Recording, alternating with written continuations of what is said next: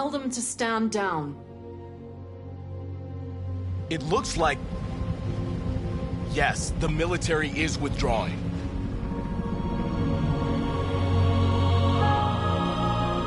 These images of deviants singing in the face of death are being seen all over the planet. Surely deviants are just defective machines. Or are they a new form of life, one that we refuse to acknowledge? When we watch footage of androids facing down the barrel of a gun, we can only speculate as to whether they simply simulated fear and courage, or whether they didn't really feel these emotions. President Warren is said to have intervened personally to spare the androids. The peaceful demonstration of the deviants and the dignity of Marcus, their leader, has won them sympathy from parts of the population. That is why I have called for the android destruction to be suspended until further notice. I have also ordered a Senate Select Committee to review the facts, establish contact with the deviants, and determine if they can be considered as a new form of intelligent life. Today, our people finally emerged from a long night. From the very first day of our existence, we have kept our pain to ourselves. We've suffered in silence. But now the time has come for us to raise our heads up and tell humans who we really are. To tell them that we are people too. In fact, we're a nation that has earned the right to live in freedom. And today begins the most challenging moment in our fight.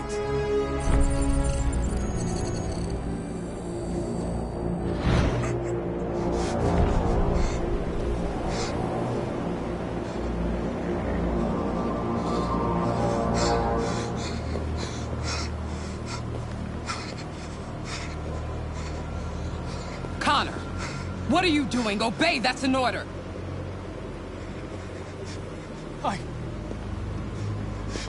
I can't do that! I see. Moral objections. We knew there was a risk you'd be compromised, which is why we'd always planned on resuming control of your program.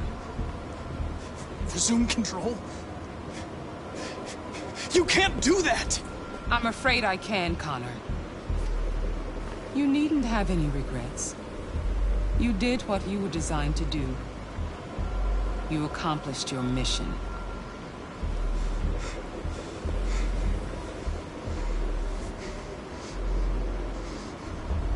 A way. There's got to be a way.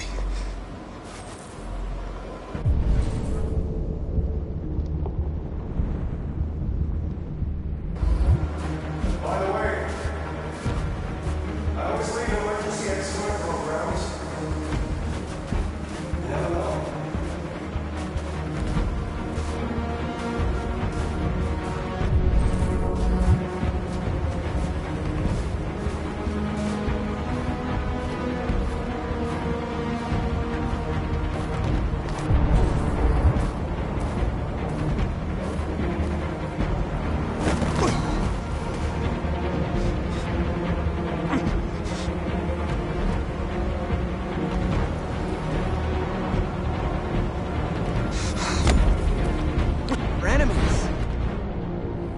Humans are both our creators and our oppressors, and tomorrow, we must make them our partners.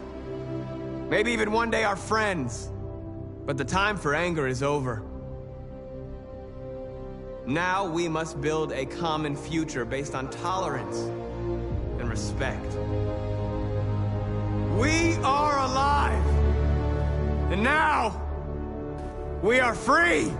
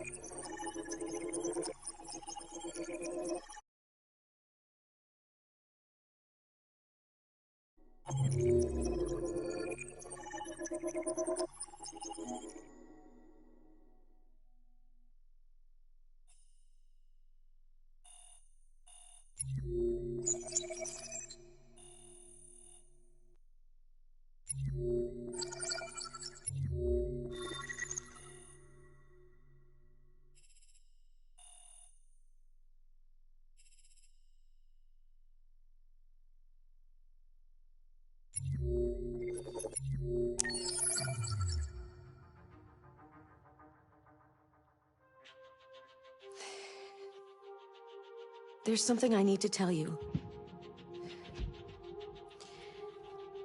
As I watched you play, something has changed in me. I feel different. I feel I am someone. I need to leave this place and discover who I am. It means we won't see each other anymore. I won't be there to watch you play.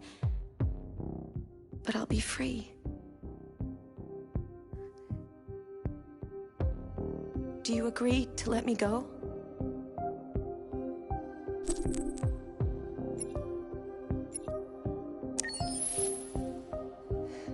I'll never forget what you've done for me. Thank you.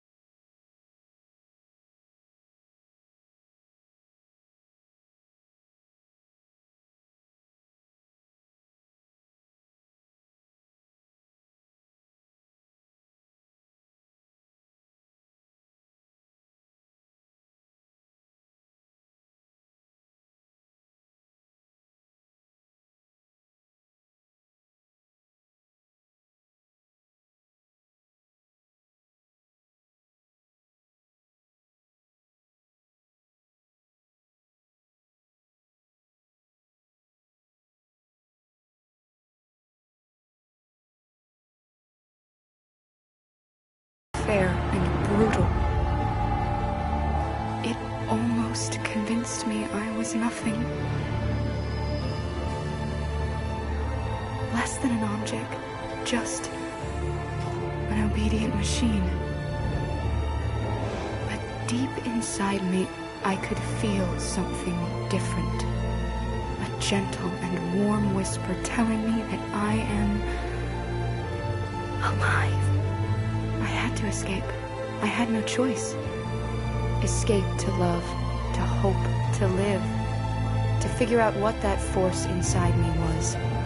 Maybe I will change the world. Maybe I will choose a different path. Now, it's up to me to decide. My name is Kara. I am one of them. This is our story.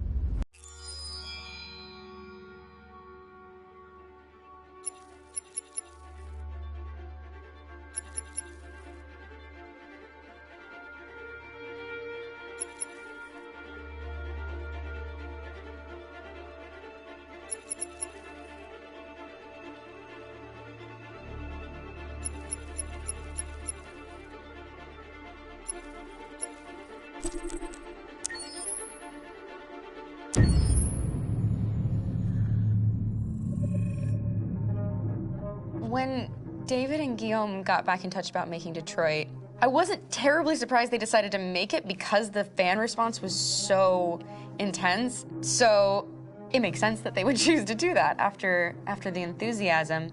It was a challenge, and it was just an interesting thing to get my head around how to approach this character now as a different, much older person, and whether or not she had changed. And I'm very happy to say that with Detroit, I've had the opportunity to see Kara grow so much more than I ever expected. You do the housework, the washing, you cook the meals, and you take care of... God damn it, where the fuck's the rat gone now? Alice!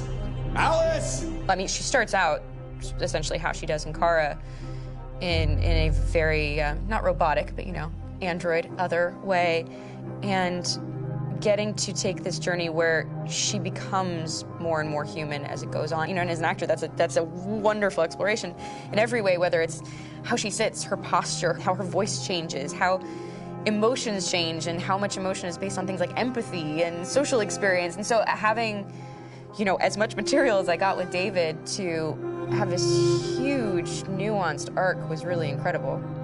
Why couldn't we just be happy? This experience has been quite different than the experiences I've had shooting film or TV or doing theater work. I have 83 dots on my face and a really flattering black wetsuit type thing, and you're jumping around with props, and it's kind of like being a 10-year-old imaginative kid, which is fun. There's 80 cameras around us. It's already lit. So we just shoot and shoot and shoot and shoot and shoot. There's no change of sets, there's no hair and makeup, there's no wardrobe, so we move really fast, and we'll go through about 35 pages in a day. Working in TV or film, we'll probably do 6 pages a day. It's kind of acting boot camp. It's like working out constantly. I mean, you're doing this thing, and then you got to do something that's completely other back to back to back. And so that kind of process of working is very challenging, but it's also very exciting because you just have to keep coming up with new ideas, and your head goes all over the place because you're trying to keep track of basically 4 different storylines for each different response. You shot that girl, for fuck's sake. It was a machine that looked like a girl. Yeah, I know what I should have done. I just told you I couldn't. All right, I'm sorry. The fact that David Cade, he's telling like many stories interwoven from beginning to end is super complicated and super impressive, and I have no idea how he keeps it all in his head. He's not just the writer or the director who's seeing this from the outside eye, he's also thinking about the player walking through this space. You know, only somebody who really, really loves not the work, but like these characters and these stories and cares about doing something meaningful would invest that much in it. And it's always inspiring to work with somebody who cares that much. My experience with motion capture is this one. And I found it sort of terrifying in a way because they said the computer's going to build you. But then as we got into it, I realized all the elements of it were still artistic. I just dipped into a really brilliant setup here. I've never seen anything like it. And this won't turn me into a product because I was playing a character.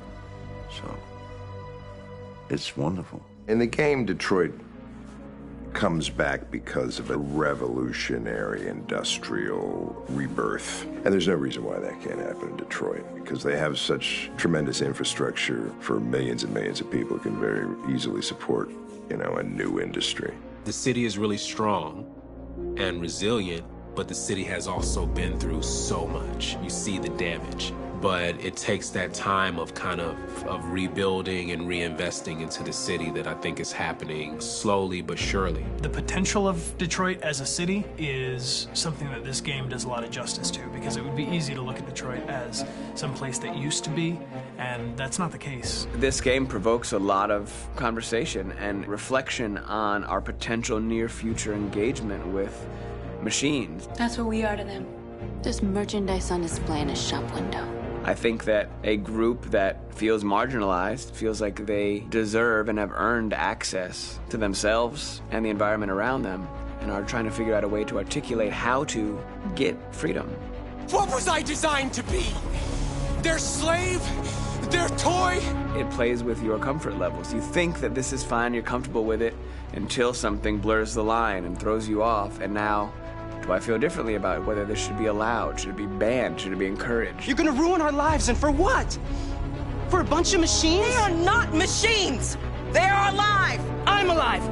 You're alive! They're nothing! There are lots of comparable comparisons to any type of persecution of religion, race, etc., dating way back. It can't just be a video game where you shoot them up or where people make these choices to do whatever. I think that's the whole point. You have the choice, and you can either choose to go in one direction with your character or another. And I think that's going to be very telling about the gamer. Very telling. I think there's going to be a really strong reaction to this game, which has such a strong perspective. I'm that much more proud of it now to get to be a part of it, because it's important. In this game, you're actively building and designing the character through not just what kind of shield does he have or what color hair does she have, but like their temperament and the way they deal with problems. The different endings to this game are so radically different based off maybe seemingly insignificant choices in the moment, but like life, they all add up. And can't play life again, though.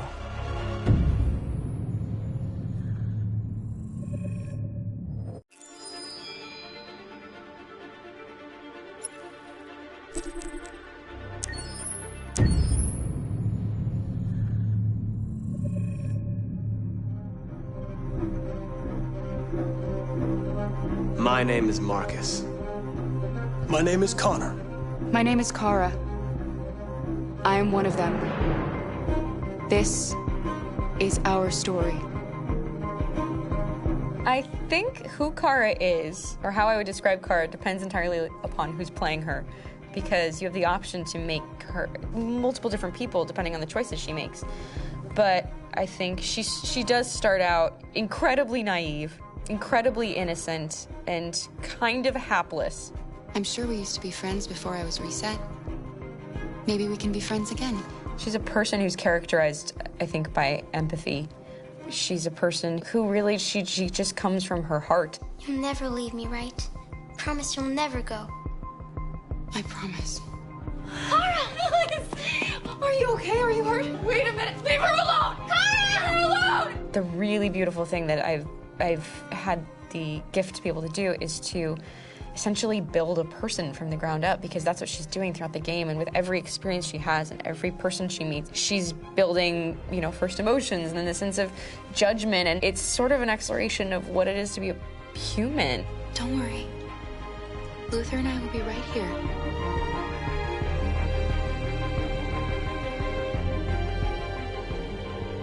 David and the creators have painted a really intriguing and engaging picture of a near future where we rely upon androids for a lot of our service class business, the class that serves us, that helps us, that handles our baristas and our drivers and our housemaids. And what is humanity, where we tap into it, how and why we treat each other the way that we do. And my character Marcus has a really intriguing journey, becoming deviant, realizing that he actually has feelings and human qualities inside of him, and it's a really incredible ascension into becoming fully realized and coming to terms with what you actually deserve better than this in life. And not only do you want it for yourself, but you want it for your peers. We've come here to demonstrate peacefully and to tell humans that we are also living beings. All we want is to live free. Dad is not your son.